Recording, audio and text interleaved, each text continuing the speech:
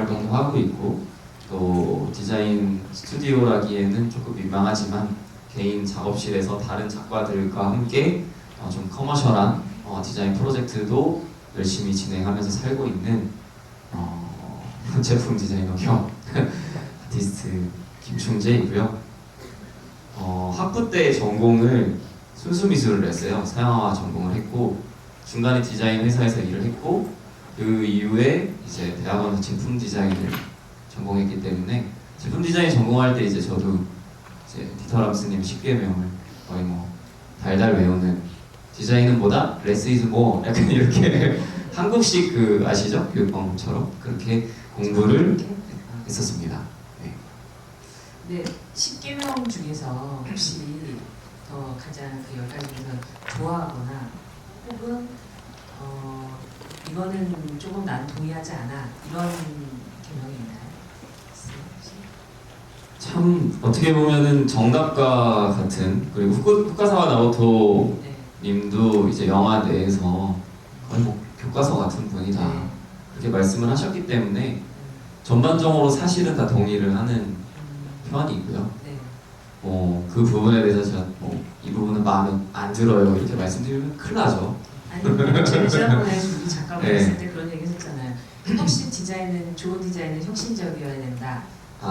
이제 사석에서 이제 저희 네. 오늘 토크 이전에 편집장관님 네. 있을 때는 좀 오프 더 레코드로 좀 더 과감한 얘기를 나눴었는데, 재밌었어요. 네, 조금 이제 그때 얘기를 좀 첨언해서 말씀드리면은, 이제 학교에서 다 의무 교육을 하잖아요, 그죠? 고등학교 때까지. 그리고 교과서에서 참 골고루 배우지만 성인이 됐을 때 기억에 남는 거는 다 기억할 수 없어요, 사실. 그래서 교과서라는 것이 의무 교육이 그런 것이고, 네. 또 그렇기 때문에 디터람스의 10개명도 그런 것이 아닐까. 하지만 의무 교육은 필요한 거죠. 네. 저도 개인적으로 디자인을 하고 있는 또 입장이고, 했던 입장으로서는 당연히 10개명을 모르면 안 되는 거고, 그렇지만 이제 졸업하고 자기의 일을 할 때는 자기에 맞는 것을 더 특화시켜서 하는 게 아닐까 싶습니다. 네, 잘 피해갔나요? 피해간다면 네. 얘기해주고 싶었던 것이 있었는데, 약간 그런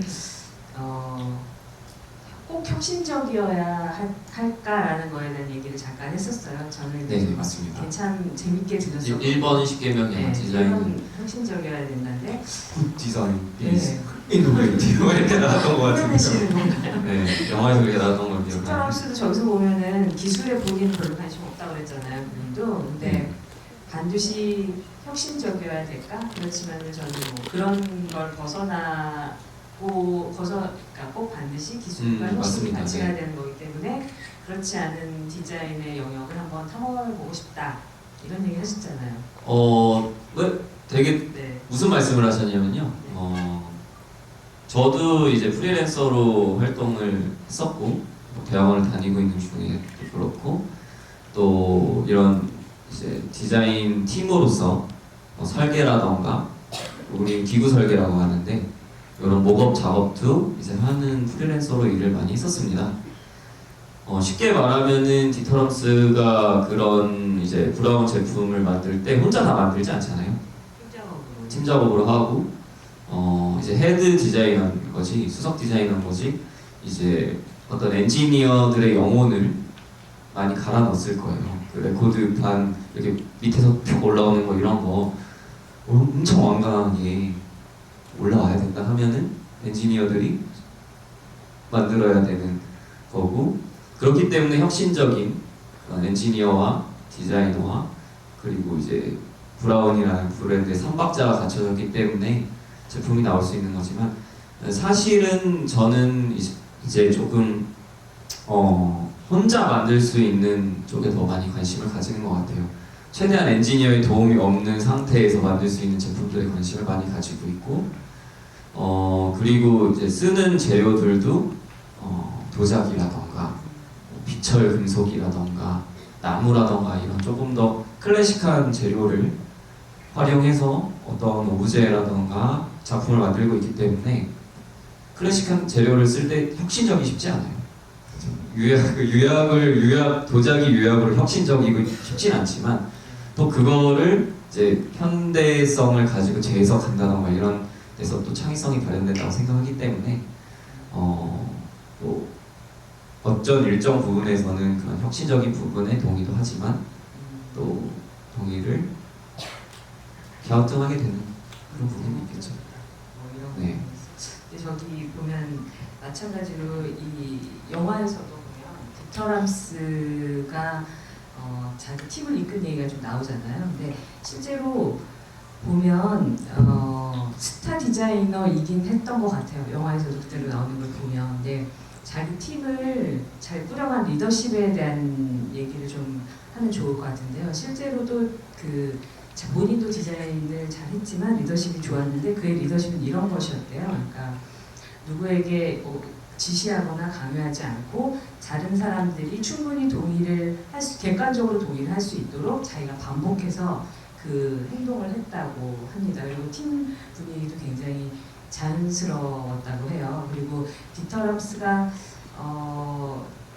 55년에 브라운에 입사를 해서 수장이 굉장히 빠른 30대 중반 정도의 수장이 되는데 그때 처음으로 영입을 했던 디자이너가 게르트 밀러라는 사람이었어요. 아까 영화에도 잠깐 나왔는데 그분이 누구냐면 우리가 알고 있는 디터람스 브라운 면도기 있잖아요. 면도기, 그 다음에 주스 착즙기, 그리고 릭서 같은 브라운의 제품들을 만든 디자이너예요. 그쪽 가전 쪽으로 좀 굉장히 재능이 있었다고 하더라고요. 근데 같이 한 시간은 2년밖에 안 됐고요. 게르트 밀러는 2년 있다 나간 다음에 여러분 잘 아는 라미 펜의 원형 그 라미 2000 시리즈 같은 거를 디자인하면서 성공을 했습니다. 근데 이게 게르트 밀러가 두 번째 디자이너였는데 스타일이 달랐대요. 게르트 밀러는 스케치 같은 거 거의 안 하고 자기가 바로 손으로 섞어떠가지고 작업을 하는 스타일이었고 디터람스는 왠지 좀 그럴 것 같지 않아요? 그러니까 디터람스는 바로 건축가처럼 도면을 이렇게 스케치를 막 한 다음에 이렇게 꼼꼼하게 영화에서도 그 건축 그쵸. 그런 스케치 보드 같은 네, 것들 그래요. 그렇게 할 것 같이 생겼잖아요. 그렇죠? 네. 그렇게 생겼어요. 그렇게. 브라운 제품 보면 디터람스처럼 생겼어요. 사실. 그렇게 디자인을 했었대요. 근데 이제 지금 그에게 디터람스에게 영향을 가장 많이 받은 걸로 알려진 디자이너가 또 조너선 아이브잖아요. 근데 조너선 아이브도 애플이 또 철저하게 디자이너들 자기 팀을 숨기는데 조너선 아이브만 사실 유명하잖아요. 여러분 다른 디자이너 모르시잖아요. 이름 잘 저도 모르는데 보면 그의 또 리더십이 뛰어난 것으로 알려져 있어요. 그래서 그 프레젠테이션 조너선 아이브가 하는 걸 보면 항상 위 디자인 이렇게 표현을 해요. 우리는 이라는 표현을 씁니다. 내가라고 하지 않고. 그래서 그런 리더십도 탁월하기 때문에 그래서 굉장히 존경을 받았다고 해요. 이런 걸 보면은 단순히 어떤 디자인 태도라고 얘기하지만 이제 담겨져 있던 그런 것들까지도 디자이너들의 생각에 많이 영향을 주고 있는 것 같아요. 네, 좋은 말씀을 해주셨습니다. 브라운이 이제 디터람스를 이렇게 아이콘으로서 만들었던 것처럼 이제 조나단 아이브라는 훌륭한 디자이너를 애플도 똑같이 아이콘을 만들어낸 부분과 그 밖에 이제 수석 디자이너들에 대해서 이제 좋은 팀에 코멘트를 대한 관리를. 근데 말씀해 주셨습니다. 하나 더 얘기하고 싶은 게 있었는데 처음에 디터람스가 브라운이 팀을 꾸렸을 때요. 처음 디터람스 영입을 하기 전에는 울름 조형대학교라고 바우하우스의 정신을 이어받은 것으로 알려진 학교가 있잖아요. 울름 조형대학교랑 쉽게 말해서 산학을 한 거예요. 산학을 했었고 그리고 또 비레른 바겐펠트라는 또 바우하우스의 굉장히 유명한 조명과 예나무와 유리를 만든 디자이너가 있는데 초기에는 비레른 바겐펠트와 울름 조형학교와 이렇게 제품을 많이 만들었었다고 합니다. 그러다가 이제 내부의 디자이너가 필요하니까 디터람스를 뽑았던 거예요. 근데 조금 지나면서 디터람스가 게르트 밀러라는 디자이너와 함께 2년 동안 엄청나게 성과를 냈어요. 굉장히 좋은 작품들. 우리가 알고 있는 브라운의 그런 가전들, 지금 알고 있는 가전들이라던가 면도기 시리즈가 이때 나왔거든요. 그래서 굉장히 이때 디터람스가 굉장히 전략적으로 잘 활용을 한 거죠. 우리의 실력이 이만큼 된다는 것을 입증을 했기 때문에 내부에 더 힘을 실어주기 시작하면서 브라운에서 계속 디자이너를 뽑아준 거였죠. 그렇게 하면서 우리가 알고 있는 브라운의 성공 신화가 시작이 됐다면 또 다음은 이제 브라운에 들어가는 그런 이전 배경 설명을 이제 편집자님께서 조금 해주셨습니다. 뭐 이어서 저 같은 경우에는 이제 오브젝티파이드라는 이제 다큐멘터리죠. 거의 10년도 넘게 15년 전 네. 거의 나온 다큐멘터리인데 제가 처음 디자인 공부할 때 이제 거의 교과서처럼 봐야만 했던 다큐멘터리예요. 이제 그 중에 이제 저희가 쭉 말씀드렸던 디자이너들이 많이 나오죠. 잠깐 출연하죠. 예. 오브젝티파이드에서도. 스터람스도 나오고 네. 조나단 아이브도 나오고 후사나 나오고 또 누가 있을까요? 마크니스도 나왔던 것 같고 많은 디자이너 거의 뭐 기라성 같은 디자이너들이 쭉 나오는데 제가 이제 이 시네큐브에서 이번에 디터람스가 개봉된다고 했을 때 그리고 이 지금 토크 자리에 이제 섭외가 된 거죠. 했을 때 이제 트레일러 같은 거 봤을 때는 저는 사실은 트레일러만 봤을 때는 오브젝티파이드를 재개봉하는 줄 알았어요. 트레일러가 또 감독도 똑같고 이게 트레일러 내용 보면은 한 분씩 이렇게 나와서 그냥 오브젝티파이드처럼 흘러가지 않을까 하고 극장에 이제 왔는데 저는 조금 놀란 부분이 이 디터람스의 그런 인간적인 모습을 좀 많이 조명한 것 같아서 좀 신선했고요. 그리고 이제 우리 디터람스님이 자꾸 입자를 붙이니까 되게 친근해지네요. 저희 작은 아버지가 그런데 85세시잖아요. 나이가 연세가 이제 건강하고 더 오래 사셨으면 좋겠고요. 근데 건강까지 말하는 아유 오래 사시면 좋잖아요. 그렇죠?